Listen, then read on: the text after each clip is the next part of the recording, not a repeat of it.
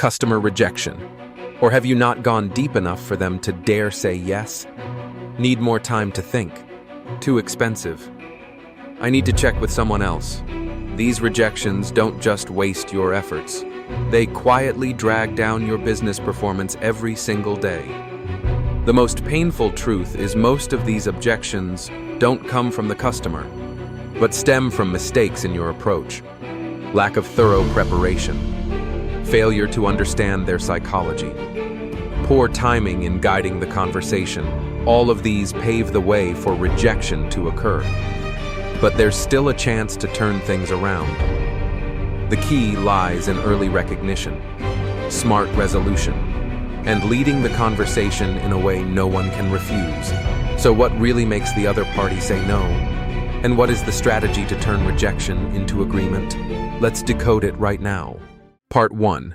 Preventive Thinking and Response Framework. Failure to handle objections doesn't stem from the moment of confrontation, but from flawed thinking at the start. Sellers often focus solely on preparing their pitch, product, and information, forgetting that 80% of their power lies in proactively guiding the customer's psychological flow. Objections don't just appear out of nowhere. They are the result of misaligned expectations, unaddressed pain points, and an improperly guided decision-making process. Without laying the groundwork early, all responses later are just damage control. This mindset must change at its core if you want to master every situation. If you continue to view objections as enemies, you'll always be on the defensive. The further the conversation goes, the more customers raise their shield of doubt, pushing you out of your sphere of influence. Weak sellers react on instinct, argue, discount, pressure. But elite sellers don't fight objections, they use them.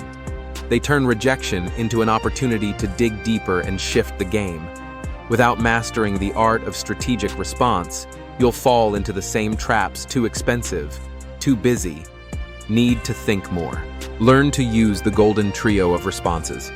Acknowledge, probe, redirect. Start by validating the customer's feelings without denial. Then, ask open-ended questions to uncover hidden motives behind the objection. Finally, steer back to the core issue and reignite the reasons they should act. No need for long arguments or complicated techniques. Just understand that every objection is a signal that must be redirected to the zone of value. This is the essential foundation of every modern sales strategy. Once mindset and response are aligned, the next step is mastering specific objection types, and too expensive is one of the most common barriers that must be addressed first. Part 2. Objection 1. Too expensive. Too expensive is not the real reason. It's the final outcome when the customer doesn't perceive superior value. When price becomes the main concern, it signals you've missed chances to create value at each touchpoint. Customers don't buy products, they buy results. If the result isn't clear and specific, any price will seem high. Don't blame the market or cheaper competitors. Look inward.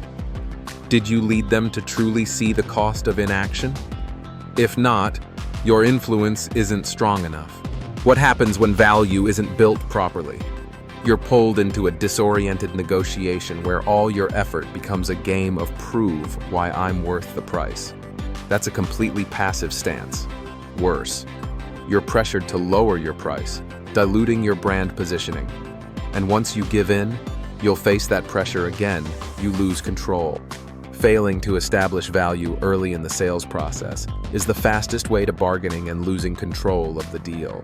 The solution isn't to re-pitch with features or a utility list. Stop listing reasons like a robotic presentation. Instead, respond like this: I understand. Could you share what makes you feel the price is high? This question opens the door for the customer to reveal their true thoughts. It could be because they haven't grasped the full scope of your solution, or because you haven't connected outcomes with the problems they're struggling with. The deeper you probe, the better chance you have to redefine their perspective on value. When the customer says it's expensive, bring them back to the root pain. Remind them. With the challenges you're facing, What will happen in 3 to 6 months if they go unaddressed? This isn't a technique, it's psychological strategy. You're asking the customer to face reality that by not deciding, they're accepting a greater cost-lost opportunities, reduced productivity, or worse, systemic stagnation. Once they see this, price becomes secondary. Value redefines the price. From here, gently contrast. So if we solve A, B, and C that you mentioned earlier, would this investment still be a major issue? This question shifts the mindset from doubt to reevaluating the value-cost balance. If you sense them wavering, follow up with an action proposal. We could try a short phase so you can assess the real impact before committing fully. This builds trust and lowers psychological risk. Your key actions. Always build value before discussing price. Make it a habit to ask how customers define expensive. Affordable before showing a number. Connect price with the opportunity cost of delay. Also, learn to mine objections rather than react to them. Every time a customer says too expensive, it's your chance to refine your persuasion path. Nothing is truly expensive if you clarify the real cost of unresolved pain. Be the one who brings that into focus. But sometimes the issue isn't value, it's unresolved hesitation. So what should you do when a customer says, "I need to think more"? Part 3. Objection 2. Need more time to think. When a buyer says they need time to think, it's often not because they need more information. In many cases, it's a sign of hesitation, an emotional and rational state that hasn't been fully resolved. Behind the delay lies a series of unclear points. The urgency hasn't been triggered properly. Internal processes are still vague, or key concerns haven't been expressed. Stopping at the phrase "I need time" means skipping over a crucial knot in the communication flow. Failing to properly address this stage can have heavier consequences than you expect. Very soon after the conversation, the connection cools down, responses become scarce, and eventually, the contact is lost entirely. That delay isn't just a one-time pause, it erodes trust on both sides. The sales team loses the timing advantage. The customer continues facing their problem without direction. Most importantly, the opportunity for meaningful change is missed simply due to the lack of a thoughtful close. Instead of reacting quickly, skilled guides sense the wavering mindset. No pressure, no avoidance. Every sign of hesitation contains a clue to something that hasn't been addressed. Rather than presenting more, the change comes from keen observation and unlocking the exact point that needs to be resolved. Identifying what's holding the customer back opens the door to deeper dialogue. Once those sticking points are clarified, the decision ahead becomes lighter, often requiring no further prompting. Once the emotional current is reconnected, reigniting the original motivation becomes a powerful catalyst. Simply getting the customer to recall what led them to this meeting, that alone can revive the urgency to decide. When hesitation is transformed into a clear vision of the desired outcome, they'll naturally find a reason to move forward. This doesn't come from a trick, but from reawakening the true importance that had been blurred by scattered thoughts. Before ending the conversation, a true guide won't leave a vacuum. They'll close with a clear anchor: the next timeline, what needs to be rechecked, and what both parties are looking forward to. No one likes being pressured, but everyone feels safer with a defined next step. If preparation was thorough from the start, from psychological discovery to understanding the decision-making model, the final outcome won't rely on luck. Alongside personal hesitation, another major barrier stems from group dynamics when the buyer needs to consult others before deciding. Part 4. Objection 3. Need to consult others. It's not uncommon for a buyer to suddenly mention a third party, a partner, manager, spouse, or team. But when this arises after the presentation, it indicates a serious blind spot was overlooked from the start. Every effective conversation depends on accurately identifying decision influencers. If this isn't clarified early, the whole meeting becomes fragile and easily derailed. That surprise isn't the customer's fault. but the result of an incomplete process. Being caught off guard in this situation often leads to losing initiative. When the customer takes your pitch to relay it to someone else, the message can get distorted or lose its persuasive power. Worse, you no longer control the delivery space. This isn't just a risk, it's a failure in communication strategy. Smart guides won't let that happen. They always find ways to ensure they or their team are present at the next step in the decision chain. Instead of backing off, suggesting to join the follow-up session is the only way to maintain influence. Not to apply pressure, but to ensure all parties have the same big-picture understanding. It also helps address hidden concerns before they're exaggerated by false assumptions. When the decision process is aligned from the start, time is shortened, trust is boosted, and the outcome is no longer a mystery. The key is seamless partnership, not fragmented information. Sometimes, though, the objection isn't about consensus, it's a matter of financial difficulty. When the customer frankly says they don't have enough money. Part 5. Objection 4. Not enough money. The not enough money reaction usually doesn't mean the budget truly doesn't exist. It reflects how the customer values the problem. When value isn't clearly felt, even a reasonable investment becomes hard to accept. This happens when the conversation doesn't evoke urgency or fails to paint the cost of letting the current state linger. In that mindset, cost becomes an excuse to avoid deciding. At its core, the hesitation stems from this: what they see isn't compelling enough to reallocate resources. Without deep discovery early on, financial reasons become a disconnection point. Any proposals afterward are easily rejected not because they aren't good, but because the buyer's mind has shut down. Customers tend to shift focus to other priorities, and momentum dies. Once the can't afford label is applied, all future value becomes meaningless. That state not only delays the current chance, but also weakens the possibility of any future approach. What you must do is guide the customer back to their core goals. Don't try to convince with logic, use real-world images of what continues to be lost if the issue stays unresolved.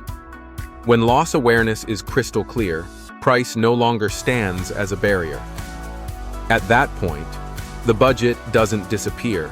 It gets reallocated based on new priorities. In business environments, budgets always exist. The real question is whether there's enough reason to activate them. The seller's job is to trigger that at the right time. Not just budget. The presence of an existing partner is another barrier that can keep customers from opening up to a new solution. Part 6. Objection 5. Currently working with another provider. Saying we already have a vendor is a common defensive reaction that often shows up early in the conversation.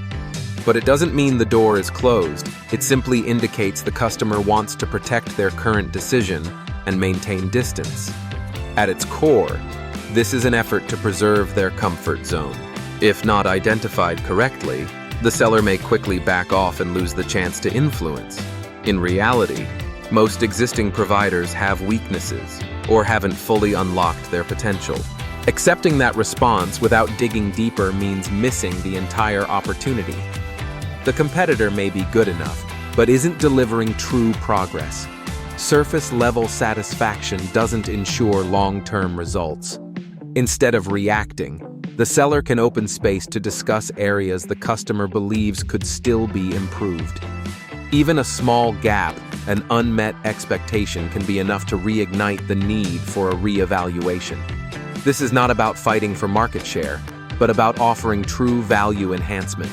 Effective engagement doesn't involve discrediting the current provider. It's about clarifying the buyer's higher expectations. When the gap between satisfied and excellent is emphasized correctly, curiosity will arise. In that space, you can position yourself as a strong second option, and if conditions align, that second option may move to first place. Most important of all, stay ready. Maintain the connection, and skillfully pave the way for deeper synergy instead of direct confrontation. However, there are also situations where no budget has been allocated at all, and the buyer resorts to saying we don't have the budget. Part 7. Objection 6. No budget. The statement "no budget yet" is often used to delay a decision the customer doesn't feel strongly enough about. Budgets are not always fixed. In reality, finances can be shifted if the need is compelling enough. When no allocation is made, it doesn't mean the funds don't exist, it simply means it hasn't been prioritized. In such cases, the key isn't the number itself, but the willingness to allocate.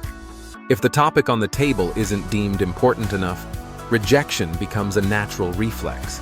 Accepting the no-budget response as a conclusion causes the conversation to end passively. Any value built beforehand becomes meaningless if not tied to a sense of urgency. The customer may indefinitely delay the decision, redirecting resources elsewhere. Meanwhile, the seller loses the ability to influence the outcome, having surrendered at a critical point. This delay not only jeopardizes the current opportunity, but weakens the chance of re-engagement in the near future. Instead of arguing, the effective approach is helping the customer recognize the hidden costs of delay. When the gap between the current state and the goal is clearly drawn, the idea of budget becomes secondary. At that point, the discussion shifts from price to priority. In competitive environments, budgets can always be restructured if the justification is strong enough. When buyers feel the investment directly links to a strategic result, no budget quickly turns into determined resource seeking. Even with budget and decisions in place, one factor can still silently disrupt the process time. And the response "too busy" is the clearest sign. Part 8. Objection. 7. Too busy. Too busy is often just a surface layer of a soft rejection. In reality, people always make time for what they deem important. When this response shows up, the issue isn't the calendar, it's your position in the buyer's priority list. If what you bring isn't weighty enough, it gets automatically pushed down. Don't try to squeeze into the schedule, focus on reigniting the original pull. When the customer realizes the problem can't be shelved any longer, their time will adjust itself according to the urgency, no matter the reason for the objection. All roads lead back to one common point: how we face and lead each specific situation. Part 9. Strategy for handling objections. Objections are an essential part of real decision-making. Those who fear them, avoid them, or try to erase them with surface-level techniques will always be reactive. On the other hand, those who understand customer psychology will see each objection as a clue, a key issue waiting to be unlocked. No need to dodge, no need to resist. What's needed is active reconnection with the flow of thought, pulling focus back to true value. At that moment, objections are no longer barriers, they become catalysts that transform the conversation. Great sellers don't try to prove themselves, but guide the buyer to reflect on their own needs and consequences. In that state, constructive feedback emerges. Listening becomes the main tool, and the sales dialogue progresses without pressure or tactics. Every conversation becomes a space to validate the depth of concern. When value is made clear, choice becomes natural.